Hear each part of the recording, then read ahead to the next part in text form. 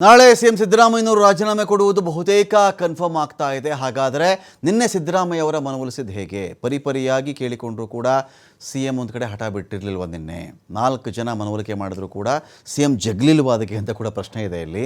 ಕೊನೆಗೆ ರಾಜೀನಾಮೆಗೆ ಒಪ್ಕೊಂಡಿದ್ದು ಹೇಗೆ? TV5 ಕನ್ನಡದಲ್ಲಿ ನಿನ್ನೆ ನಡೆದಂಥ ಸಭೆಯ ಪಿನ್ ಟು ಪಿನ್ ಡೀಟೇಲ್ಸ್ ಇಲ್ಲಿರುತ್ತೆ ನಿಮಗೆ.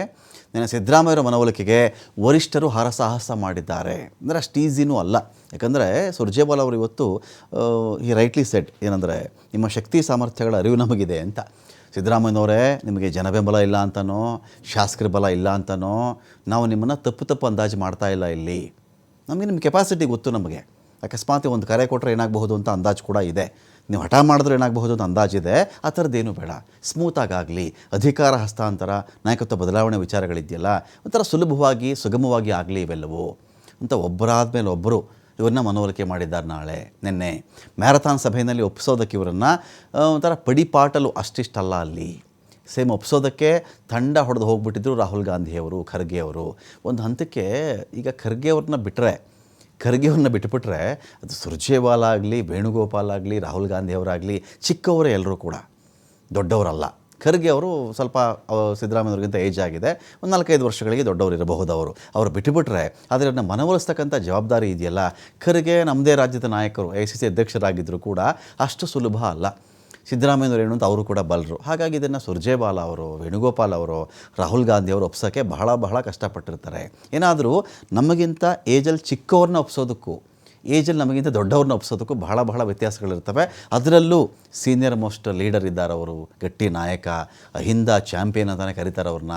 ಇವುಗಳಿದ್ದಾಗ ಕನ್ವಿನ್ಸ್ ಮಾಡೋದು ಕಷ್ಟ ಅವರನ್ನು.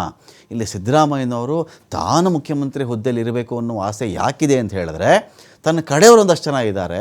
ಅವರಿಗೆ ಸಿದ್ದರಾಮಯ್ಯನವ್ರಿಗೆ ಯಾವಾಗಲೂ ತನ್ನ ಕಡೆಯವರ ಬಗೆಗಿನ ಅಭದ್ರತಾ ಭಾವ ಜಾಸ್ತಿ ಇದೆ ಅಂತ. ಅಕಸ್ಮಾತ್ ನಾನು ಇಳಿದುಬಿಟ್ರೆ ನನ್ನ ಕಡೆಯವ್ರನ್ನ ಅತಂತ್ರ ಮಾಡಿಬಿಡ್ತಾರೆ. ನಾನು ಅವತ್ತಿಗೆ JDS ಇಂದಾನೋ ಅವ್ರು ಬೇರೆ ಕಡೆಯಿಂದನೋ ಅವರೆಲ್ಲ ಬಂದು ನನ್ನ ಫಾಲೋವರ್ಸ್ ಆಗಿದ್ದಾರೆ.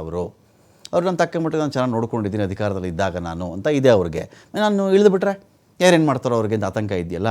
ಸೊ ರಾಹುಲ್ ಗಾಂಧಿ, ಖರ್ಗೆ, ವೇಣುಗೋಪಾಲ್ 2 ಗಂಟೆಗಳ ಕಾಲದ ಮ್ಯಾರಥಾನ್ ಸಭೆಯಲ್ಲಿ ಅವರನ್ನು ಒಂದು ರೀತಿಯಲ್ಲಿ ಒಪ್ಸೋಕ್ಕೆ ಪ್ರಯತ್ನವನ್ನು ಮಾಡಿದ್ದಾರೆ. ಕೊನೆಗೆ ರಾಹುಲ್ ಗಾಂಧಿ ಚೇಂಬರ್ಗೆ ಕರೆಸ್ಕೊಂಡು ಮಾತನಾಡಿದ ಮೇಲೆ CM ಅವರು ಒಪ್ಕೊಂಡಿದ್ದಾರೆ. ಹಾಗಾದರೆ ಸಿದ್ದರಾಮಯ್ಯರು ರಾಹುಲ್ ಗಾಂಧಿ ಹೇಳಿದ್ದೇನು ಅಂತ ನೋಡಿದ್ರೆ, ನೋಡಿ ಸಿದ್ದರಾಮಯ್ಯ ಅವರೇ, ನೀವು ಕಾಂಗ್ರೆಸ್ ಪಕ್ಷದ ಆಸ್ತಿ, ಇದೆಲ್ಲರಿಗೂ ಗೊತ್ತು, ಇದ್ರ ಬಗ್ಗೆ ಯಾರಿಗೂ ಅನುಮಾನ ಇಲ್ಲ. ನಿಮ್ಮನ್ನು ಕಳ್ಕೊಂಡು ನಾವು ಪಾರ್ಟಿ ಕಟ್ಟೋದು ಅಸಾಧ್ಯ. ಕೊಟ್ಟ ಮಾತಿನಂತೆ ನಾವು ನಡೆದುಕೊಳ್ಬೇಕಾಗತ್ತೆ. ಕೊಟ್ಟ ಮಾತು ಅಂದರೆ ಯಾರು? ಸಿದ್ದರಾಮಯ್ಯನವ್ರಿಗೆ ಈ ಮಾತನ್ನು ಅವ್ರು ಹೇಳಬೇಕಾದ್ರೆ DK ಉದ್ದೇಶಿಸೇ ಹೇಳಿರಬೇಕವರು ಅಂತ. ನೀವು ಮಾತಿಗೆ ಬದ್ಧರಾಗಿ ರಾಜೀನಾಮೆ ಕೊಡಿ, ನಿಮ್ಗೆ ನಾವು ಎಲ್ಲ ರೀತಿ ಸ್ಥಾನಮಾನಗಳನ್ನು ಕೂಡ ಕೊಡ್ತೀವಿ, ಬನ್ನಿ ರಾಷ್ಟ್ರ ರಾಜಕಾರಣಕ್ಕೆ.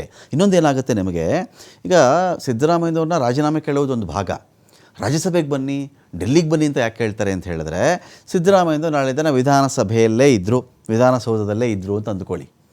ಈ ಒಂದು ಕಡೆ ಈಗ DK ಪರಮೇಶ್ವರ್ ಅವರು, XYZ ಇನ್ನೊಬ್ಬರು ಮುಖ್ಯಮಂತ್ರಿ ಆಗಿರ್ತಾರೆ. ಒಂಥರ ಸೀನಿಯರ್ ಲೀಡರ್ ಆಗಿದ್ದವರು, 8 ವರ್ಷಗಳ ಕಾಲ CM ಆಗಿದ್ದವರು. ಅವರು ಒಂದು ರೀತಿಯಲ್ಲಿ ಆ ಹೌಸಲ್ಲಿದ್ದರೆ, ಫ್ಲೋರಲ್ಲಿದ್ದರೆ ಬೇರೆಯವ್ರು ಹೆಂಗೆ ಆಳ್ವಿಕೆ ಮಾಡೋದು? ಅದು ಒಂಥರ ಮುಜುಗರ ಆಗಬಹುದು ಡಿಸಿಷನ್ ತೊಗೊಳ್ಳೋಕ್ಕೆ ಅಂತ ಕೂಡ ವಿಚಾರ ಇರುತ್ತೆ. ಹಾಗಾಗಿ ನೀವು ರಾಜ್ಯಸಭೆಗೆ ಬಂದುಬಿಡಿ ಅಂತ ಕೂಡ ಆಹ್ವಾನ ಇದೆ. ಅಲ್ಲಿ ನಿಮ್ಮ ಅವಶ್ಯಕತೆ ತುಂಬ ಇದೆ ದೆಹಲಿಗೆ. ರಾಜ್ಯಸಭೆಯ ಪ್ರತಿಪಕ್ಷ ನಾಯಕನ ಸ್ಥಾನವನ್ನು ನಿಮಗೆ ನಾವು ಕೊಡ್ತೀವಿ. ಪಕ್ಷ ನಿಮ್ಮನ್ನು ಗೌರವಯುತವಾಗಿ ನಡೆಸಿಕೊಳ್ಳಲಿದೆ. ದಯವಿಟ್ಟು ಈಗ ನಮ್ಮ ಮಾತು ಒಪ್ಕೊಳ್ಳಿ ಅಂತ ಹೇಳಿ ರಾಹುಲ್ ಮನವಿ ಮಾಡಿಕೊಂಡಿದ್ದಾರೆ. ಸೊ ಹೀಗಾಗಿ ಸಿದ್ದರಾಮಯ್ಯ ಮಾತಿಗೆ ಒಪ್ಕೊಂಡ್ರು ಅಂತೇಳಿ ಮಾಹಿತಿ ಇದೆ.